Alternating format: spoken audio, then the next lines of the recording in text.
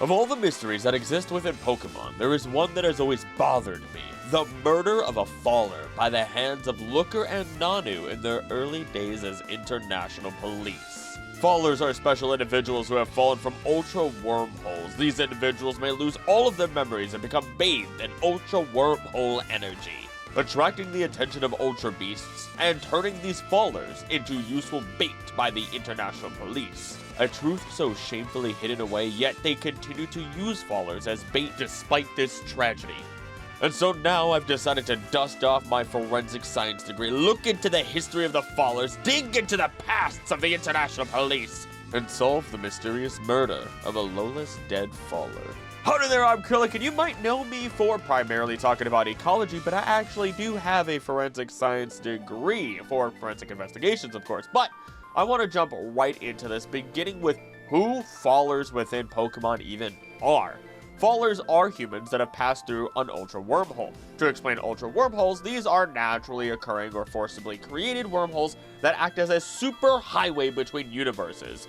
These can just suddenly appear or be created by Pokemon such as Cosmog and its entire line. It is also understood that Necrozma in its full form, Ultra Necrozma, may be the leading creator of these wormholes, sometimes doing so out of necessity to hunt down the light that it consumes, or by simply existing it is able to open these wormholes due to the sheer amount of energy that it does release regularly.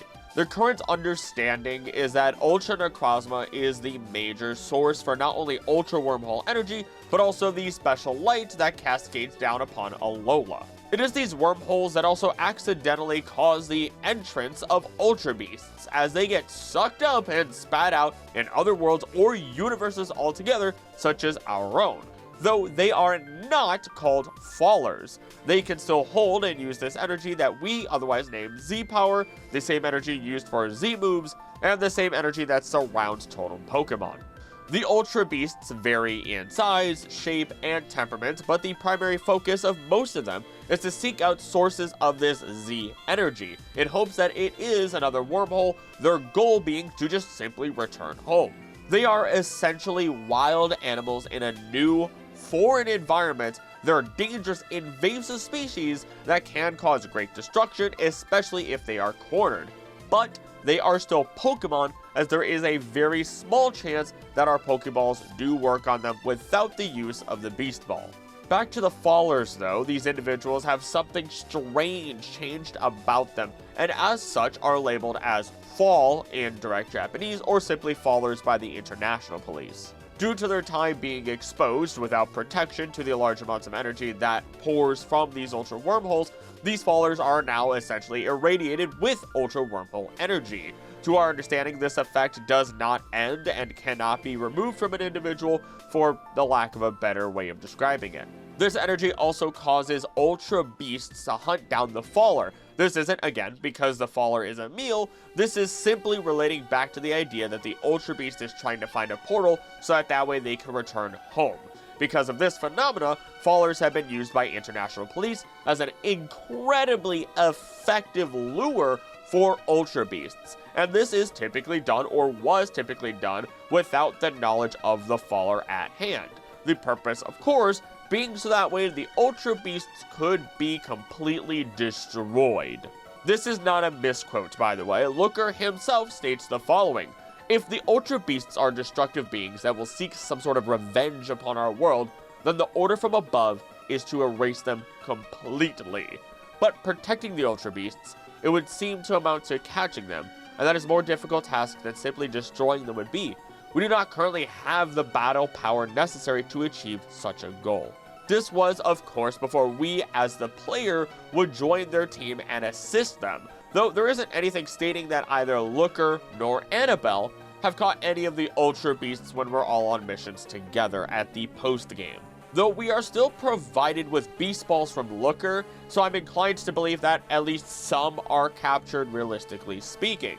Though this has now led us into the mystery itself, as our team leader, Anabel, is a faller. And when our team, now with the addition of Nanu towards the end of our missions, who is the kahuna of Ula Ula Island, are speaking, we begin to find out the dark truth, the canonical death of a faller due to them being used as bait for the Ultra Beasts, a tragedy that is not otherwise talked about and is often covered up. The first hint we get, or rather are flat out told that there is a dead faller, is after we defeat or catch either Cartano or Celesteela, whichever one depending upon you being in the Sun or the Moon universe. This happens once Anabel leaves the room and it's just ourselves and Looker. The chief can't take much more of this. She must be exhausted. She acts particularly cheery when she is feeling unwell to hide her weakness from others. I know it may be a bit late for this, but there's something I would like to tell you. It is something that happened about 10 years ago now. I came to the Alola region at that time as part of a 3-person team to eradicate an Ultra Beast. Of course, we did not know them as Ultra Beasts back then. It was simply a dangerous creature. My team succeeded in chasing down the Ultra Beast, and then when we tried to put an end to it, to our surprise, Nanu then enters the room. But somebody screwed up. This half-hearted fool here felt sorry for the monster, even if only for a moment. That moment was enough to get the 3rd member of our team done in by the Ultra Beast. This is Nanu actually speaking about himself.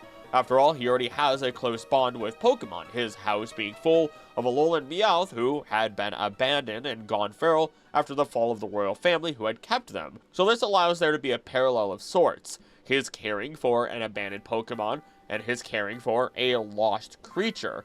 And it was through this hesitation that caused the great mistake. Though Looker does add to this, saying it was also his own fault. This I cannot deny. I made an error of judgment. I failed to consider the fact that she was not trained for combat. She was just bait for the Ultra Beast. And the international police knew it. The Ultra Beasts relentlessly seek out those who have passed through an Ultra Wormhole. The passage must change them somehow, as though they've bathed in some energy, something that the beasts can smell or sense. It is thought that the Ultra Beasts can track such people as though sniffing them out. It's not like the monsters come here by choice, they don't want to be here. So they smell that familiar scent and think there will be a wormhole that they'll get home. Nanu, you called her bait. She really was, wasn't she? Faller. That is what the international police calls them, humans who appear from an Ultra Wormhole, and those who are bathed in a great deal of the energy that pours out from them. She had come through a wormhole, she was from another world, and she was put on our team to help draw the Ultra Beasts to us. And now you're repeating history. You've got a faller right here, haven't you? That's right, I'm talking about you, talking to us as the player. Yes, it's true. They passed through an Ultra Wormhole, so they may indeed be a faller. But this is when Anabel returns and the conversation is saved for the next interaction we do have. Now, let's dissect what we have here already.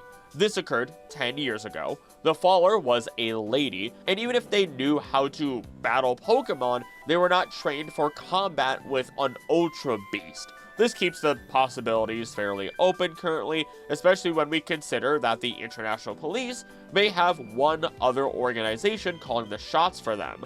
For example, we have the Pokemon League itself. And no, I'm not talking about the individual leagues in each region.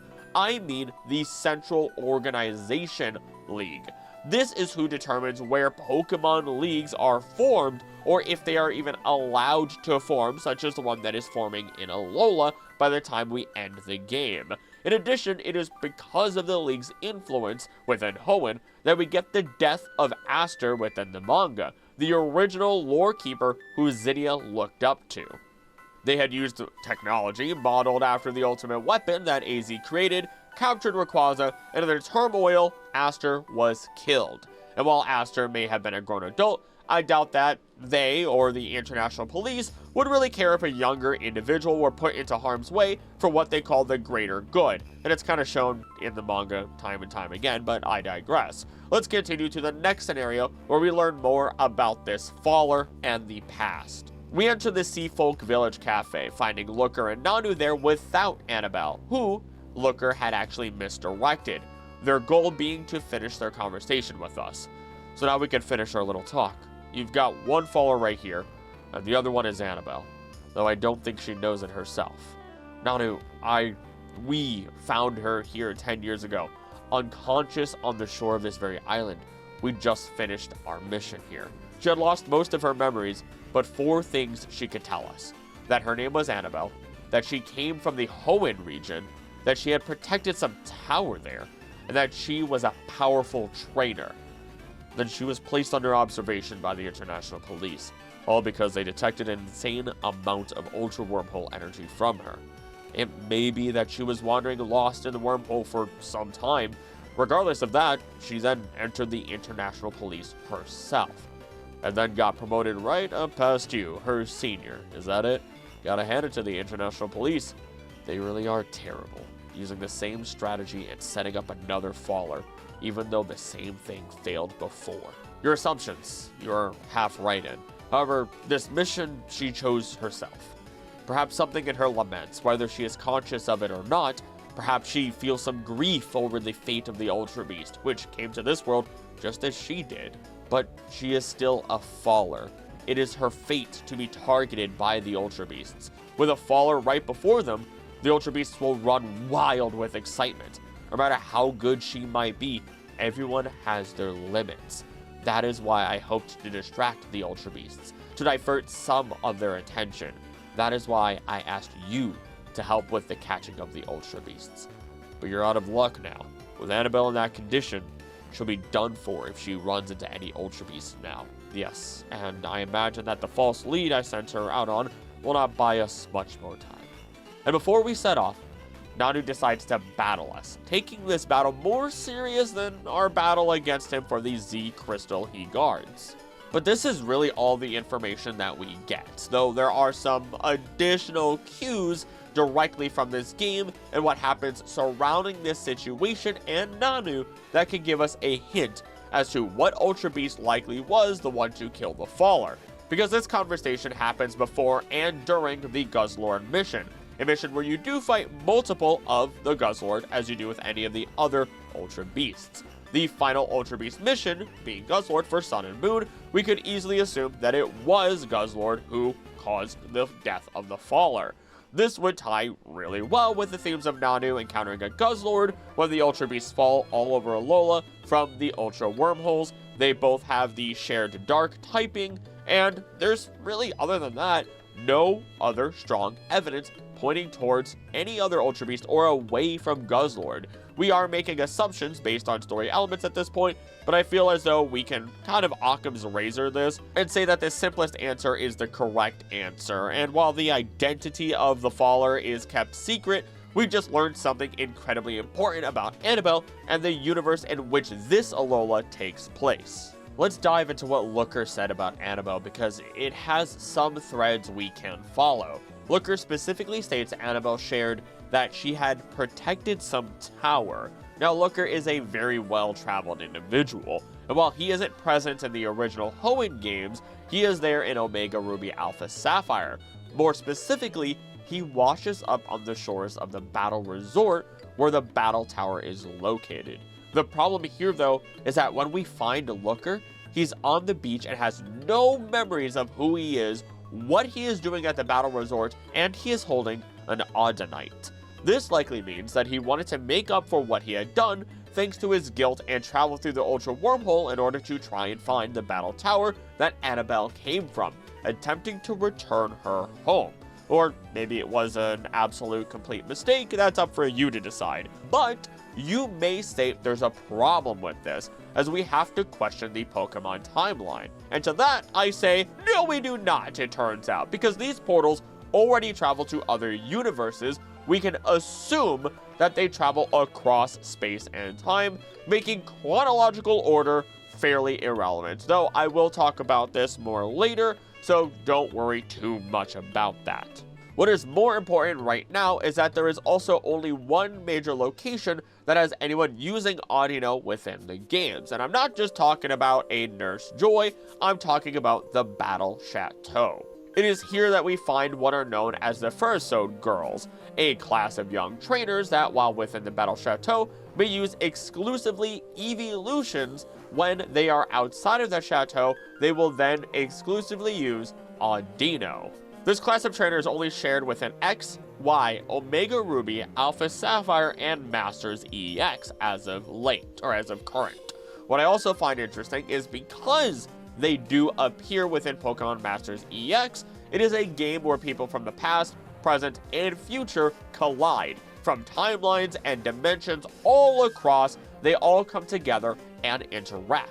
And this isn't some sort of mistake or chalked up as something that they just ignore. The characters do talk about the universes that they came from. We get interactions with Ray, Akari, Lucas, and Dawn. Volo is actually sane for quite some time before an event in which he does steal Cynthia's Giratina, and even Giovanni admits that he is from an entirely different universe, tying him back to Ultra Sun Ultra Moon's Rainbow Rocket episode where he had a Mega Mewtwo and disappeared after being defeated, seeking another universe to conquer. Especially as he does have a Mega Mewtwo within Masters EX, just to be clear. And while there are tons of different characters, there is only one missing from the Fursuit girls, with 3 of them appearing during these seasonal events, the individual in the blue dress. Now, there is one thing or one flaw in choosing this individual as our faller that has perished, and that is the fact that these seasonal events began on January 1st of 2023, with each character of these Fursuit girls being revealed in the following years. 2023 for Callie, 24 for Catherine, and 2025 for Blossom. And of course, there is the chance that in 2026, the final Fursuit girl will be released. And now you might be wondering, why in the world is Krillix so stuck on this idea that it might be this individual that is unnamed currently? Well, allow me to explain. Because this actually relates back to Anabel and even Ingo from Pokemon Black and White. If I had a nickel for every time the battle facility leader fell through a wormhole and lost their memories, I'd have 2 nickels, which isn't a lot, but it's weird that it happened twice. Gotta break out the Doofenshmirtz voice whenever I get the chance. Really gotta put that VA and Krillix VA every once in a while. But I digress, as I am serious about us having 2 battle facility leaders as fallers. Anabel being the one from Hoenn Battle Tower, and Ingo being the other from the subway battles in Unova. Though there is another who is a leader of an organization who does become an official faller, being Mohn, Lucamine's husband, and the same person we find on Pokepelago, but we'll get there in the next section. Actually, do we get there in the next section? No. But we'll get to Mohn later. While we've talked about Anabel post-Portal, why don't we talk about what she was like beforehand? On her debut, Anabel is a resident of the Battle Frontier and is described to be a mysterious trainer known as the Battle Tower's Salon Maiden. Residents note her to be particularly focused on one's talent, her first Pokemon team being specifically made to measure the opponent's team's strength. Though she remains enigmatic, she is hinted at being a very strong trainer, capable of completely wiping out a previous challenger on a winning streak, taking on the Battle Tower Challenge as the 35th opponent the player faces. Her first impressions of the player are skeptical and negative, and she mentions having come to see for herself the player's talent in its entirety. If she is victorious, she'll bluntly state her disappointment. Upon her defeat, however, she gives proper acknowledgement to the player's successful battle and awards them with the silver ability symbol on the frontier pass that they have. At the 70th consecutive match, she changes up her Pokemon team to battle all out, vowing that she won't hold back against a player as she did before. When defeated, she confers the player the gold ability symbol in place of the previous silver version. All subsequent rematches afterwards are against this updated team, and she is far more encouraging in tone compared to her previous aloofness, in hopes of seeing the player challenge her again. Despite being called the Salon Maiden in Japanese and described as such in other areas, she is also known as one of the 2 known Tower Tycoons, the other one being Palmer of the Battle Tower in the Sinnoh region. I also realized during this deep dive that Palmer is not only Barry's father, the rival from Generation 4, but he is also sporting a bit of a furfrou cut. And while I hope ZA will give us more information about fallers, I'm saying it here and now. He might be the next faller, or at least may appear in the games. Nevertheless, we can understand that Anabel has retained her skills and sharp mind, but her behavior or emotional behavior has changed. She's calm and focused on missions instead of being harsh in terms of her judgment of others through their skill, though she still does measure one's skill with a battle and praises their innate talent, if they're victorious, that is. She seeks out strong trainers within battle facilities out of self-imposed challenge, regular training, and a lingering sense of nostalgia for the days of her past. She also has the occasional lighthearted moment, lightly teasing her coworker Looker over his eagerness for a feast and acting cheerful, though at times this is meant to mask her exhaustion to keep others from worrying about her, as we talked about earlier through Looker's dialogue. As such, whatever happens in this process of becoming a faller who loses their memories, you retain all of your innate skills, instincts, your desires, and so on. At least we can currently assume that until we are proven otherwise with a future faller. And to capitalize on all of this, after all of the Ultra Beasts have been caught, you can actually encounter Anabel again within the battle tree as a trainer within it, primarily using Pokemon from her original roster in Pokemon Emerald. I would genuinely love to see her return and meet up with Emma within Lumio City, since she runs the bureau that Looker established and bought for her there, for her to run and to keep an eye on whatever's happening in this city. There is also one very special case of Anabel within the Adventures manga that may at least change the lore, and I don't know if they're going to use it all in the games, but I'm at least going to mention it because part of this may be used in the future. Now, at least within the manga, there may be hints that she's from the universe in which Lusamine actually succeeded in her plans. I first came across this during my deep dive into the longest Pokemon iceberg I've ever seen and completed, but let me bring it here to you.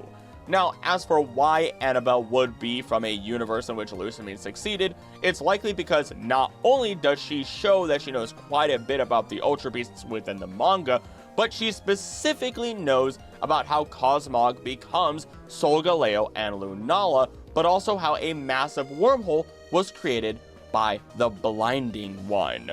Now, I understand, you are an international police, you are the chief of the international police. It would make a lot of sense for you to be aware of Ultra Beasts as a whole, look into the old files, find out about Cosmog, maybe Solgaleo and Lunala, but to know about the Blinding One? From what I understand, the Ultra Recon Squad were the only ones who really knew about the Blinding One, otherwise being known as Ultra Necrozma, and they were working alongside Lusamine, whether that was freely or forced, and they tried to bring her to Ultra Megalopolis. So they would likely not be talking to Anabel, and even then, Necrozma is often just simply called Necrozma until it reaches its final form. Yet Anabel proceeds to call a creature she would otherwise know nothing about the Blinding One, not by its primary name, but its nickname given to it by those of Megalopolis. She gets brought in to stop Lusamine, but unfortunately she gets flown into Alola too late. It's at this point that once she lands on Alola and is able to follow through the wormholes,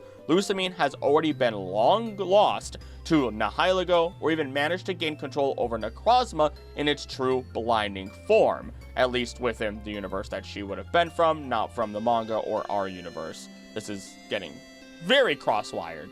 Though this still brings into question if there are multiple Necrozma, or if Necrozma is truly traveling between all dimensions, and considering how Necrozma seems to just throw Lusamine and Guzma back from Ultra Space within the Ultra Sun, Ultra Moon games, that there's a chance that it may actually know who they are, or alternatively, it just doesn't care about them.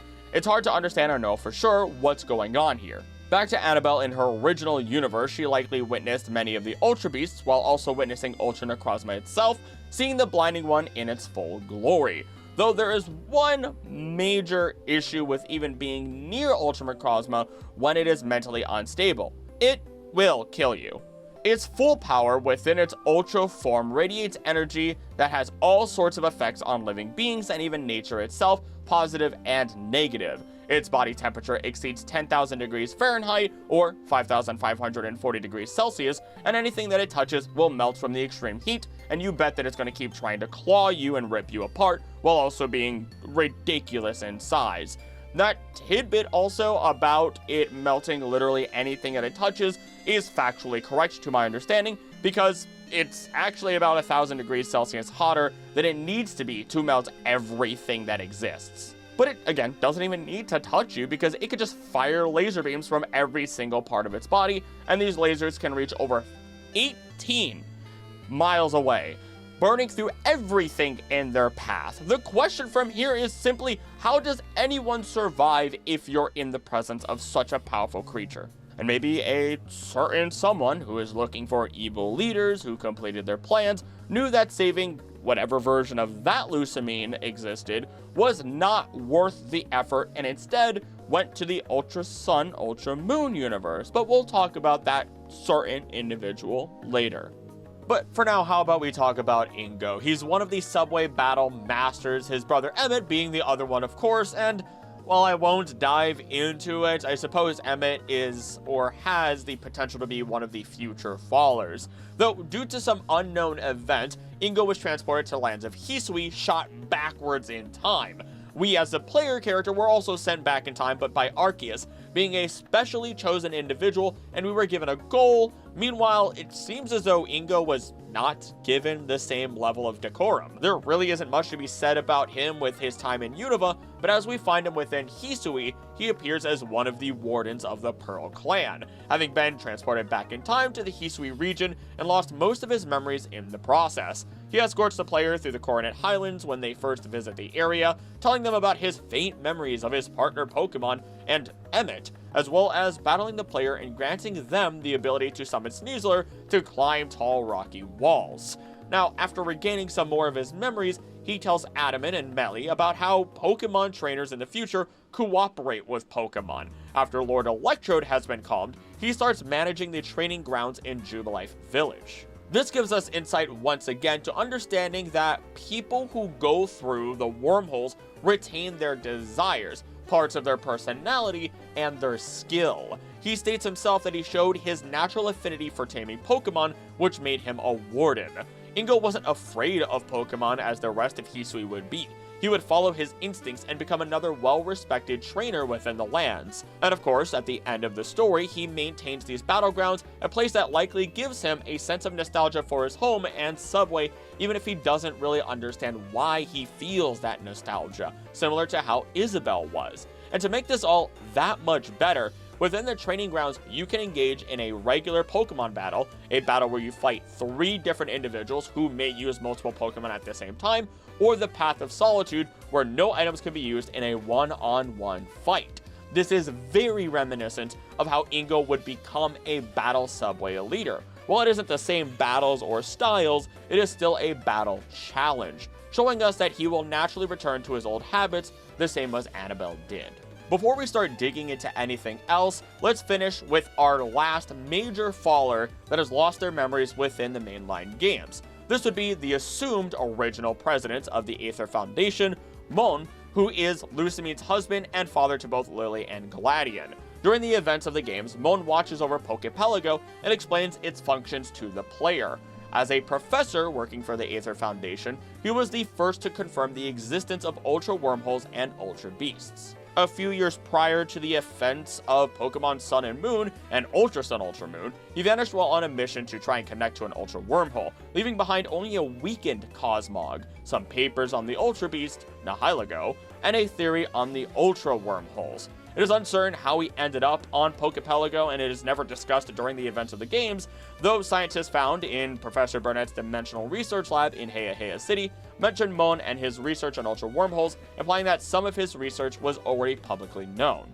In Pokemon Ultra Sun Ultra Moon, after the player defeats Gladion at the Pokemon League, a month after the events of the main story, Mohn will pay a visit to Aether Paradise. Upon seeing Lusamine, he introduces himself as Mohn, and compares the paradise to Pokepelago.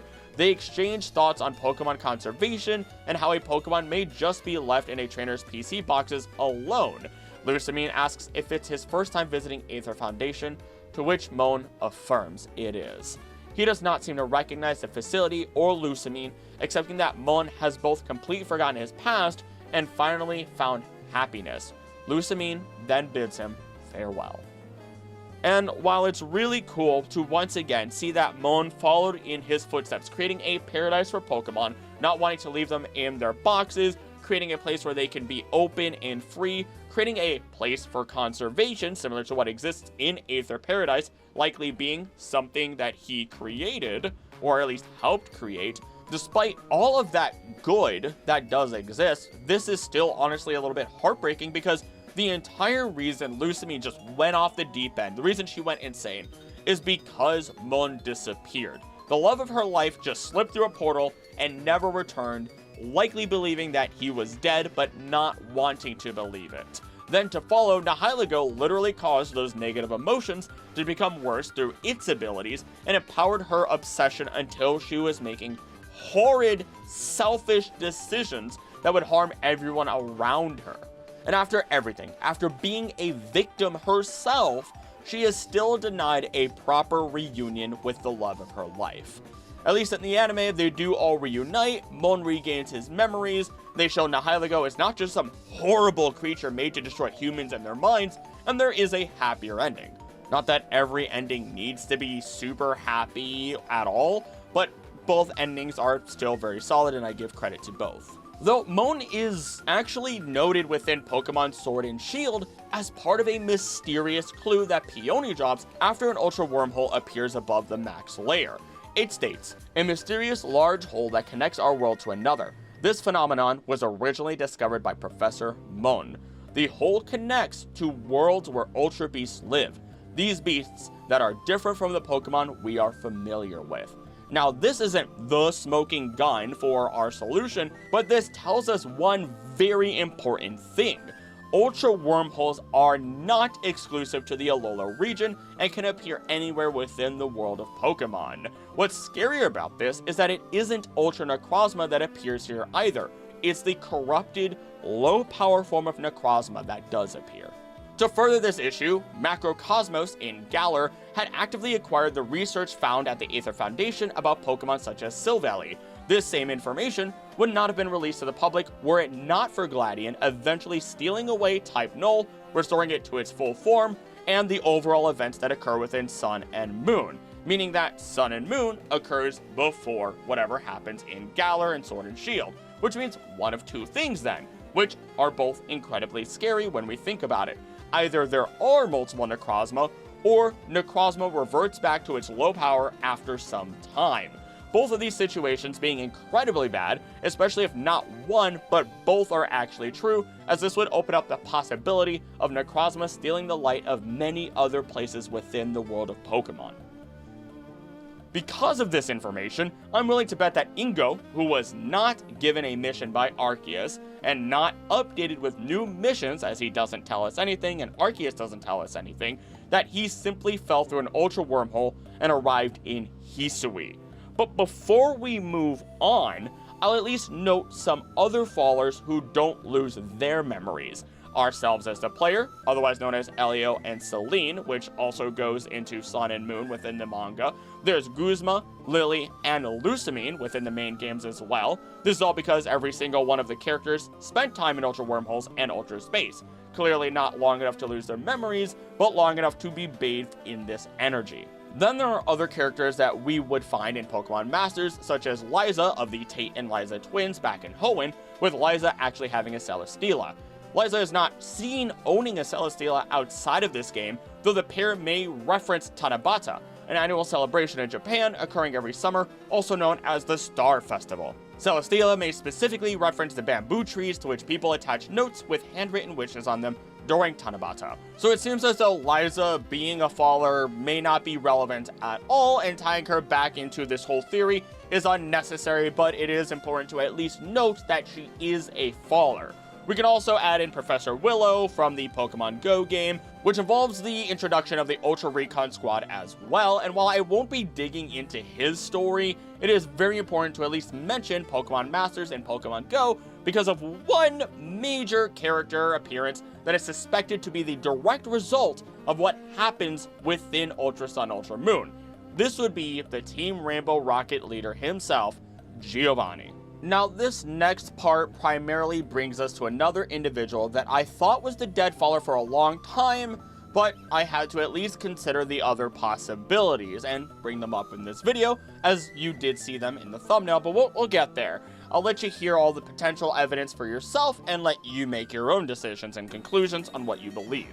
Giovanni of Team Rocket succeeded in his plans in at least one known universe. And after he succeeds, he proceeds to go to every single other universe and grab the evil team leaders from Hoenn through Kalos who succeeded in their plans. Excluding Lusamine, of course, though Faba was working alongside them like the cockroach that he is. I will also note that there is some theory that there is only one Team Rainbow Rocket. The primary reason for this is because when we have these special events within the Heart Gold Soul Silver games, in which Celebi helps us stop Giovanni from returning to Team Rocket when they took over the radio. Now, Celebi is the primary guardian of time itself, with Dialga lording over time. Through Celebi's efforts, everything is kept prim and proper, nothing crazy happens, people are kept safe, and of course, as long as it continues to live and is seen, then the world is said to have a prosperous future ahead of it. So there is the chance that not only did Celebi come to us in the Heart Gold timeline, but may have come to us in almost every single other possible timeline to prevent Giovanni from going back to the radio tower and rejoining Team Rocket. That way, another Team Rainbow Rocket does not come to fruition. But I might have another video theory regarding Team Rainbow Rocket in the future, and let's continue with what we have here in the one that we do know exists. Because each of the leaders that he brings into the fold have likely caused the death of every single person where they come from, or at least complete enslavement in the case of Getsis. Because again, they all succeeded in their plans. Whether that be Team Aqua or Magma flooding the earth and water, or restoring immense amounts of land and covering it in earth. Whether that be Getsis, who became the top dog on the world, took everyone's Pokemon from them and kept them for himself so that way he could lord over everybody. Lysander, who manages to fire the ultimate weapon in his own right and causes the death of everybody he did not see worthy as advanced enough trainers. Or individuals that could actually make sure that there is not this war versus have and have-nots, and ending scarcity as a whole. And now we sit within Generation 7 with Lusamine once again, as he attempts to add to his repertoire and take over everything for his own castle and his own base within the multiverse. But this isn't all that important in the grand scheme of this conversation, with the exception of Giovanni's home universe. He notes how it feels strangely nostalgic to be battling us, and he says this after his loss, and then sticks to his promise, his agreement, that if he does lose, that he would leave this universe alone after his defeat.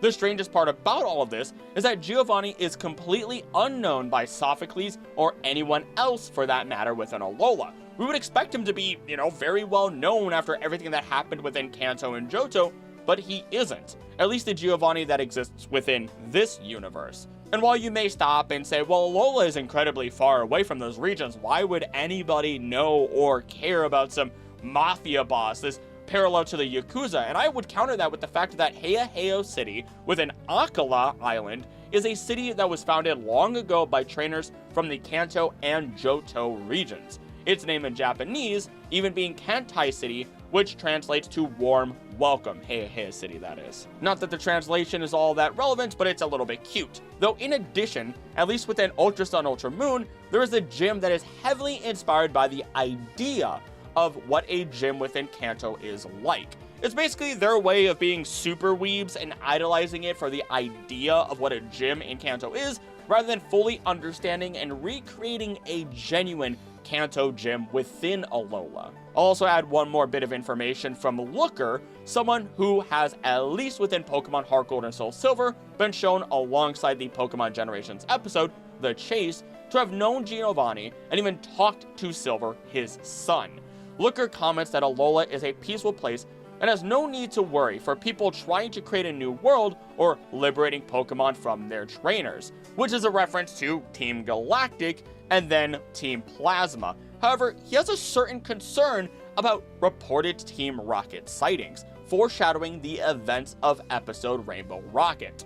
If you haven't watched Pokemon Generations, by the way, do yourself a favor. It takes a number of the canonical encounters within the games and animates them beautifully. But back on track, this means that Team Rocket did exist within this universe, but the people of Alola are just absolute weebs that don't do legitimate research or studying from reliable material, which means that they're just not prepared, unaware of Team Rocket, even though that they caused a ton of problems within the regions that they idolize. Either way, not only do we find Giovanni here, but we find the legendary trainers Red and Blue at the battle tree, whether you're playing the OG Sun and Moon or the Ultra versions. Pretty strange coincidence, don't you think? And while the original games of Sun and Moon released in 2016, the Ultra versions in 2017, and then in 2018, the release of the Let's Go games was complete, which included one last member from the original trio that had not been included until now. Not since the Leaf Green game itself, the character known as Green. This sounds like it's going way off the rails, but follow me on this one because Pokemon likes to make a lot of little ties between characters all the time. And if it wasn't for, let's say, singular lines of dialogue, ace Pokemon, specific items, or otherwise, we would never know things, let's say, like Lacey being Clay's daughter. So follow me. Now, within the Pokemon games, you may consider that another character named Leaf would be the exact same character as Green. After all, Leaf Green was its own entire game. Green was the English name for the main female protagonist within the Pokemon Adventures manga, and ultimately Leaf has just persisted as her name even within Masters EX. And the two have yet to be properly confirmed as being the same exact character. While this is understandable, we see they have the same hair. If we were to put, Leaf's hat onto Green, they have the same color blue for their clothing, or part of their clothing. And even further than this, when we compare their Pokemon between Let's Go and EX, even the manga, we get a match of both Clefairy and Blastoise, both of them being very vital to Green as a character overall. The only one really missing, I would say, is Ditto from the manga, but that's neither here nor there. All in all, I'm basically trying to state that these two individuals are the same person, which is very important for what I'm going to say next. There is the chance that Green is the dead faller and not this random Furso girl. I suspect this as a possibility because of the too good to be true coincidence that is Giovanni, Red, and Blue all appearing within Sun and Moon, also knowing Giovanni is traveling between dimensions and Green is nowhere to be seen, specifically again in the Ultra version of those games. The potential smoking gun is the knowledge of one singular item that both of them share, because Giovanni is able to Mega Evolve Mewtwo through the use of a Mega Stone, while Green within the Let's Go games will give you Mewtwo's Mega Stone. Green having this Mega Stone is doubled down on within the Pokemon Evolutions mini animation as well, which is based on the Let's Go games, I will admit. She had intended to catch Mewtwo, but seeing how Elaine had caught it first, she gave it up after losing their battle. Elaine is of course the female player character within the Pokemon Let's Go games. While Green has always been depicted as having near champion level qualities or champion level trainer status within battles, it's her wit within the manga that is expressed to outclass anyone who challenges her, with the exception of Professor Oak himself, who took advantage of her fear of birds. As such, in the event that she was ever pitted against an individual such as Giovanni, there is the chance that she would have lost, especially if it was against the Rainbow Rocket version, or the Giovanni that would become the Rainbow Rocket Giovanni. Because even Red and Blue lost to this alternate universe Giovanni. That is why he says it sounds or feels nostalgic when he battles us in the Ultra Sun, Ultra Moon games. Because Giovanni made the same deal with Red, that if Red could defeat him, he would stop what he's doing, he would leave Team Rocket, and he would leave Kanto alone. Which he did do. We'd eventually find him in future games such as Unova, claiming that he's the world's strongest trainer and all these other things, which also parallels to what he did in the Rainbow Rocket episode and leaving to another parallel universe at the end of it. Long story short, there is reason to suspect that Giovanni defeated our original trio, would take the Mega Stone for Mewtwo that exists within that universe, that same Mega Stone which would have been in the original possession of Green, and unfortunately, after Green's defeat, she would be sent through a wormhole into Alola. And as she landed in Alola, she would have lost her memories and would potentially not even have her Pokemon with her anymore. She would be used as a tool by the international police, and then she would unfortunately be slain by a Guzzlord. This was my number one original theory when I first started coming up with this, and I still hold it as my number one but the Audino connection is a strange one that I want to keep considered whenever we discuss this, if we get to discuss this in the future with any future fallers. Though we still aren't quite done yet, because while we have two individuals that I strongly believe could be the dead faller, we have suspicions as to who the next faller could be and when they would appear.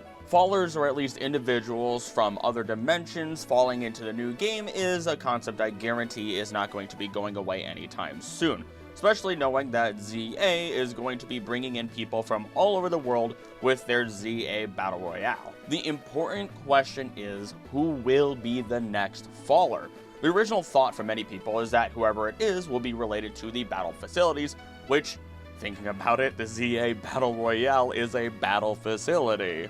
Now it should make sense why I wanted to make this video. Now, the idea of it relating back to the battle facilities does make sense, seeing as we have had it happen twice, but that could also just be a coincidence. Twice is a coincidence, 3 times may be a pattern, but not for sure. If we do assume, though, that this is the new norm, then we have a number of different choices available to us. I've already mentioned Barry's father, Palmer, the only other currently known tower tycoon other than Anabel in the games that has been released so far. And now that I think about it, that's also assuming that after winning the ZA Royale and maybe ascending to the top of the tower, that we or someone else doesn't get sent away at the end of the game. Which would also make sense as to why we have the Mega Dimension now. This is lining up a little too well. There isn't too much to expand on regarding him though, Palmer that is, but we can at least throw in the following. He is eventually defeated by Barry, though this doesn't mean that Barry actually took over the tower. As such, we can't quite expect Barry to automatically be one of the fallers or potential fallers,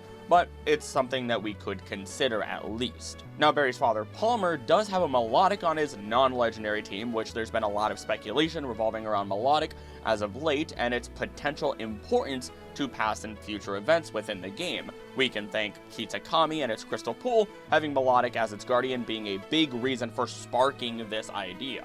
He even has a Dragonite on his team, which did just get a Mega form, and he does have a significant legendary on the team as well, in the form of Regigigas. Between the title and leading significance of 2 of the Pokemon he has so far, and Furfrou-like hair, I mean, look at it, I'm willing to bet at the very least Palmer will be making an entrance within ZA. Whether or not he's a faller is a different story, I do suppose. One of the other potential future fallers is one that a lot of people probably suspected, I would say a lot earlier, being one of the Battle Shadow lanes found within Pokemon X and Y. These are 4 individuals who run the Battle Mason. A Battle Mason replica is actually located in the Battle Resort in the Hoenn region, serving as an equivalent to the Battle Tower from Pokemon Ruby and Sapphire, and can also be entered in the Oris games. Its background music theme, Battle Mason, is also shared with the Battle Chateau, is a remix of Battle Tower Johto from Pokemon Crystal, Heart Gold, and Soul Silver. And while it is a Battle Tower, the Johto Battle Tower does not have a leader who runs it, unlike the rest of our towers. Unless they want to use this as a way to finally get the character Crystal finally in the main games, though I doubt that this will be used, or at least Crystal in more than just the Pokemon Crystal games sense, to bring her back. This means that the Battle Shadow lanes are often theorized to be the next individuals to have their own ripped from their home world and tossed into a new dimension by the work of these portals, losing a member of their family. Of course, you do want me to make a specific bet, and so I'm just going to throw a dart and say Morgan of the rotation battle format. Yes, I was surprised too. I thought rotation battles had immediately gone to the wayside after Unova, but apparently that battle mechanic got its grubby little claws over in Kalos. Not that I dislike the format personally, it just definitely takes some time getting used to and is very terrifying or potentially terrifying in a randomized Nuzlocke. Morgan is honestly simply the eldest of the group, and to be entirely fair, you can throw a dart at any of the Shadowlane sisters, and you'd probably just have the same level of shallow reasoning I would, unless you can figure out something that I miss, which is very possible. The rest of them are Dana, who is the second eldest and runs Triple Battle, also being my runner-up for who would become a faller thanks to Triple Battles technically being in the Legends games already. Evelyn runs Doubles and is next in terms of age, while Nita is the youngest and runs the single battle format. And it isn't as though they've never left Kalos before. In fact, they originally exist in Hoenn, with Morgan stating after you defeat her in battle at the Battle Tower there, Might I ask something? Would you consider becoming the owner here? My sisters and I have to be returning to our Battle Mason in Kalos someday. Here in Hoenn is where our Battle Mason was born, and my sisters and I as well. These days we make moreover in Kalos, so this is no more than a replica now.